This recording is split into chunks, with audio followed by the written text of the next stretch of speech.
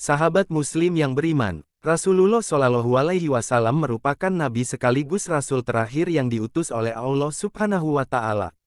Semasa hidupnya, ia berdakwah demi menyebarluaskan ajaran Islam. Dalam perjuangannya itu, ia menggunakan pedang untuk melawan dan bertahan dari serangan musuh-musuh Islam. Terdapat cerita menarik di balik pedang-pedang yang Rasulullah Shallallahu Alaihi Wasallam miliki. Berikut deretan pedang peninggalan Nabi Muhammad dan kisah di baliknya. Pedang-pedang peninggalan Rasulullah Shallallahu Alaihi Wasallam.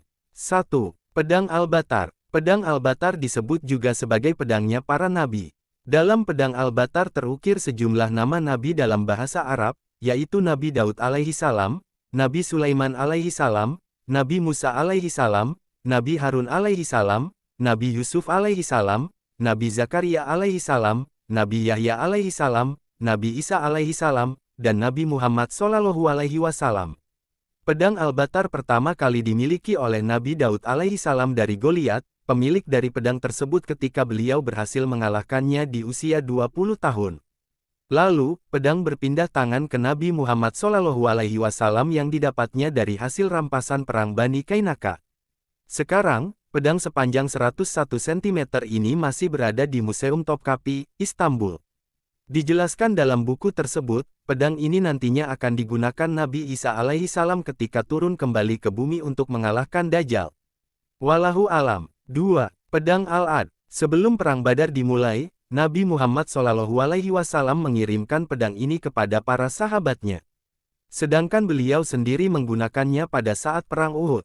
Kini, pedang tersebut disimpan dalam Masjid Husain yang berlokasi di Kairo, Mesir. 3. Pedang Zulfikar. Pedang Zulfikar didapat oleh Nabi Muhammad dari hasil rampasan perang saat perang Badar. Banyak sumber mengatakan, pedang tersebut merupakan milik Ali bin Abi Thalib dan keluarga. Dalam catatan sejarah, Rasulullah Shallallahu Alaihi Wasallam memberikan pedang Zulfikar kepada Ali bin Abi Thalib. Namun, Ali mengembalikannya pada Rasulullah Shallallahu Alaihi Wasallam saat perang Uhud. 4. Pedang Al-Masur. Pedang Al-Masur juga dikenal dengan nama Masur Al-Fijar. Pedang ini dimiliki oleh Nabi Muhammad Shallallahu Alaihi Wasallam sebelum beliau menerima wahyu pertama di Mekah.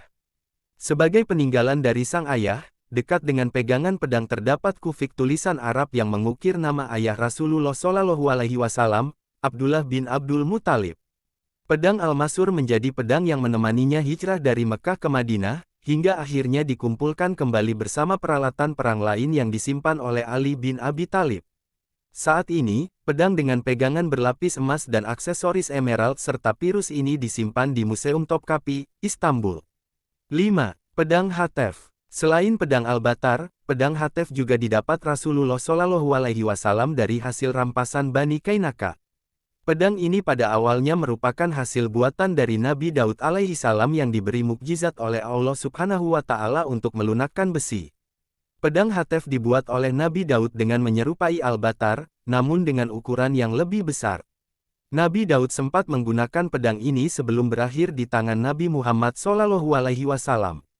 Saat ini, pedang yang memiliki panjang 112 cm dan lebar 8 cm ini disimpan di salah satu museum Istanbul, yakni Museum Topkapi. 6. Pedang Al-Mizam. Banyak perbedaan pendapat mengenai kepemilikan dari pedang Al-Mizam. Ada yang mengatakan, pedang Al-Mizam milik Nabi Muhammad Shallallahu Alaihi Wasallam yang kemudian diberikan kepada Ali bin Abi Thalib dan diteruskan kepada anak-anaknya. Pendapat lain menyebut pedang tersebut milik Ali bin Abi Thalib sebagai hasil rampasan pada serangan yang ia pimpin di Syria.